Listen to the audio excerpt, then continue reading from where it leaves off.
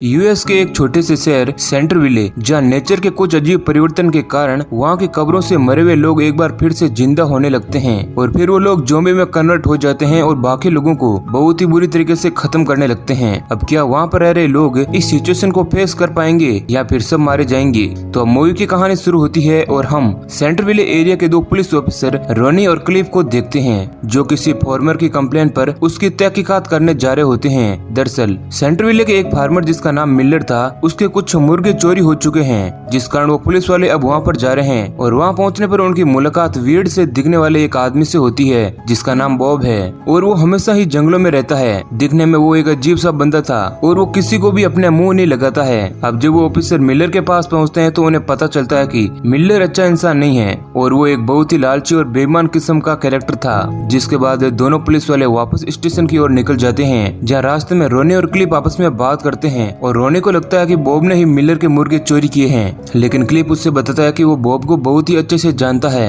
और वो कभी भी ऐसा नहीं कर सकता है। अब जाते वक्त रास्ते में वो दोनों नोटिस करते हैं कि शाम के 8 बज चुके हैं, लेकिन अंधेरा बिल्कुल भी नहीं हुआ था, जो एक अजीब बात थी और रोनी की बात भी काम नहीं कर रही होती है। वहीं एक तरफ हम रेस्टोरेंट में कुछ लोगों को देखते हैं जो टीवी पर कोई न्यूज ब्रॉडकास्ट देख रहे हैं, जहां हम हैंक नाम के एक बंदे को देखते हैं। अब उस ब्रॉडकास्ट में बताया जा रहा है कि सिटी की एक कंपनी द्वारा पोलर फ्रैंकिंग के एक एक्सपेरिमेंट को अंजाम दिया जा रहा है, जिससे कि वो आर्टिफिशियल एनर्जी को इकट्ठा कर रहे हैं, जिससे आने वाले समय में उस एनर्जी से शहर को हर एक डिजास्टर से बचाया जा सके। लेकिन इस दौरान शहर में उन्हें कई तरह के परिवर्तन देखने को मिल रहे हैं और सिटी का वातावरण भी चेंज होने लगा था, जिस कारण दिन और रात का पता लगना बहुत ही कठिन हो चुका है और शहर में कहीं कहीं तो अर्थक्वेक भी आ चुके हैं और सिटी में अजीब अजीब सी घटनाएं हो रही है जो लोगों को बहुत ही ज्यादा परेशान कर रही है। लेकिन कंपनी लोगों को यकीन दिलाने की कोशिश कर रही है कि सब कुछ ठीक है, लेकिन शहर के लोगों को असल बात पता चल चुकी है। अब उन लोगों में कुछ स्टूडेंट भी है जो अपने घर से दूर एक होटल में जा रहे थे और हमें एक लेडी को भी दिखाया जाता है जो न्यूज वालों को बता रही है कि कैसे उसकी बिल्ली अचानक से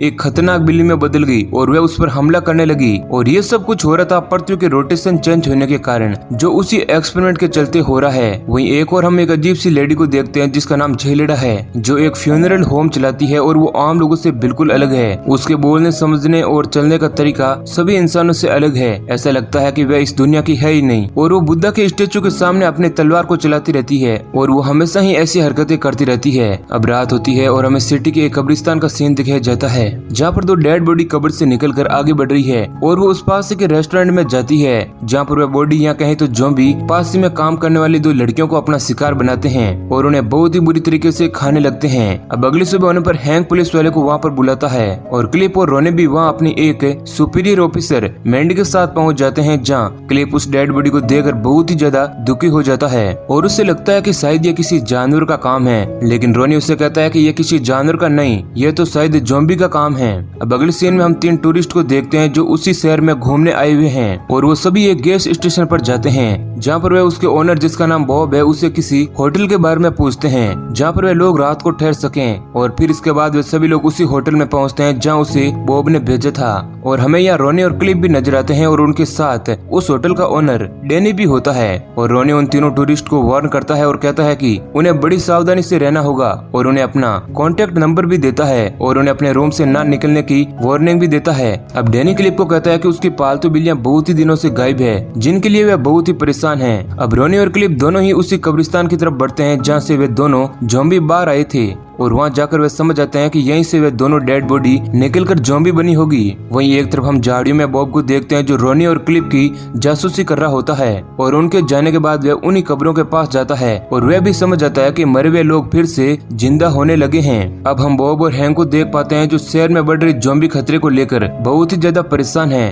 और अब वो लोग आने वाले खतरे से बचने के लिए अपने आप को तैयार कर रहे हैं, जिसमें वे लोग अपने साथ में कुछ हथियार भी रख रहे हैं। और बॉब को ऐसा लगता है कि ज़ॉम्बीज को सिर्फ सर पर मारकर ही खत्म किया जा सकता है, क्योंकि वह भी बहुत ही ज्यादा ज़ॉम्बी फिल्में देखता है और यही कारण है कि वह उनके बारे में बहुत कुछ जानता है। अब उसी रात हम देखते हैं कि वह तीनों टूरिस्ट टीवी पर न्यूज देख रहे होते हैं और अब उन्हें शहर के हालात समझ आ जाते हैं। अब सीन शिफ्ट होता है और हम उन्हीं स्टूडेंट को देख पाते हैं जो शहर में फैली इस सिचुएशन से बचने के लिए इस शहर से भागने की कोशिश करते हैं। अब एक तरफ हम देखते हैं कि उसी कब्र से और बॉडी निकल रही है और वह सभी ज़ॉम्बी बनते जा रही है और अब वह ज़ॉम्बी डैनी पर हमला कर देते हैं जो अपनी बिल्ली को ढूंढने के लिए निकला था। और अब इस तरह डैनी भी मारा जाता है और थोड़े समय बाद वह भी ज़ॉम्बी बन जाता है और अब वे सारे ज़ॉम्बी एक साथ उस होटल में ठहरे हुए उन टूरिस्ट पर हमला कर देते हैं और उन्हें भी खत्म कर देते हैं। वहीं एक तरफ हम पुलिस स्टेशन में रोनी और क्लिप को देखते हैं जो अपने साथ बहुत ही सारे हथियार रख रहे हैं क्योंकि उन्हीं हथियारों से वो ज़ॉम्बीज का सामना करेंगे। तभी वहाँ पर मौजूद एक डेड बॉडी फिर से जिंदा हो जाती है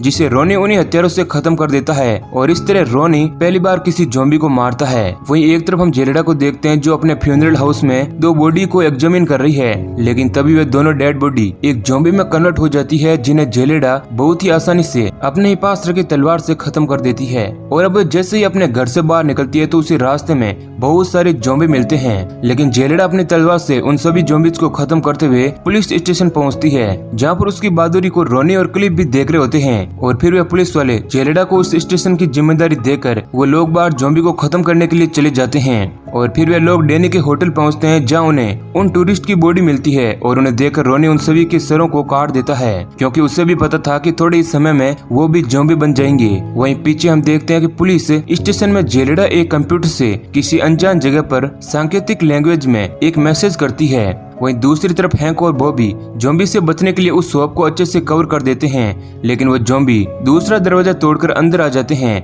अब कुछ देर तो वो दोनों सर्वाइव कर पाते हैं, लेकिन कुछ ही देर में वो ज़ॉम्बी बहुत ही ज्यादा हावी हो जाते हैं और उन दोनों को खत्म कर देते हैं। वहीं एक तरफ हम उस हॉस्टल में देखते हैं जहां उन स्टूडेंट के पीछे भी ज़ॉम्बी लग चुके हैं और वो सभी स्टूडेंट अपनी जान बचाने के लिए वहां से भागने लगते हैं। वहीं एक तरफ हम उसी फार्मर मिलर को देखते हैं जिसके घर पर भी अब ज़ॉम्बी का अटैक हो चुका है और वो भी अब ज़ॉम्बी से लड़ रहा है और ये सब कुछ बॉब दूरबीन से देख रहा होता है। और इस दौरान हमें पता चलता है कि बॉब ने ही मिलर की मुर्गियां चुराई थी। इधर वे पुलिस ऑफिसर उसी कब्रिस्तान की तरफ जाते हैं जहाँ उनकी कार उन्हीं कब्रों में फंस जाती है और उस जगह पर उन्हें बहुत सारे ज़ॉम्बी घेर लेते हैं और अब वो तीनों लोग घबराने लगते हैं। लेकिन तभी मैंडी देखती है कि उसकी ग्रैंड मदर जो एक ज़ॉम्बी बन चुकी है वह उसे उसका नाम लेकर चिल्ला रही है और उसकी ग्रैंड मदर की यह हालत देखकर मैंडी कार से उतर जाती है और इस तरह वे सारे ज़ॉम्बी उस पर टूट पड़ते हैं और अब मैंडी भी मारी जाती है। अब वहीं हम एक तरफ जेलेडा को देखते हैं जो पुलिस स्टेशन में रखी कार को लेकर सिटी की तरफ जा रही है जहाँ रास्ते में उसे बहुत सारे ज़ॉम्बी मिलते हैं, लेकिन वह सभी ज़ॉम्बी को मारते हुए आगे बढ़ती है।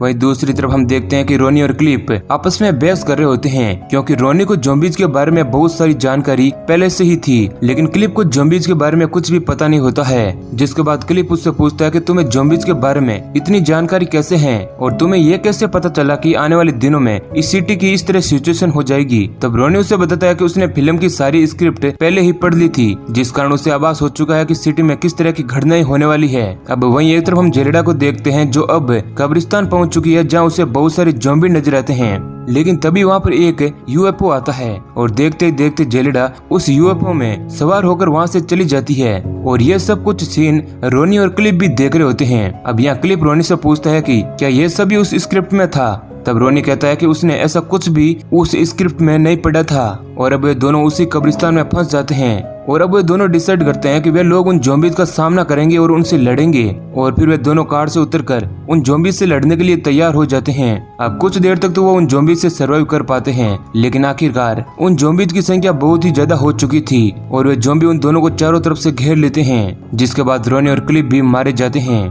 और यह सब कुछ भी बॉब दूर खड़ा देख रहा होता है और इसी सीन के साथ मूवी एंड हो जाती है। तो दोस्तों ये कहानी अगर आपको पसंद आई है तो वीडियो को लाइक जरूर करें। ऐसे ही और इंटरेस्टिंग वीडियो पाने के लिए चैनल को सब्सक्राइब करें। धन्यवाद।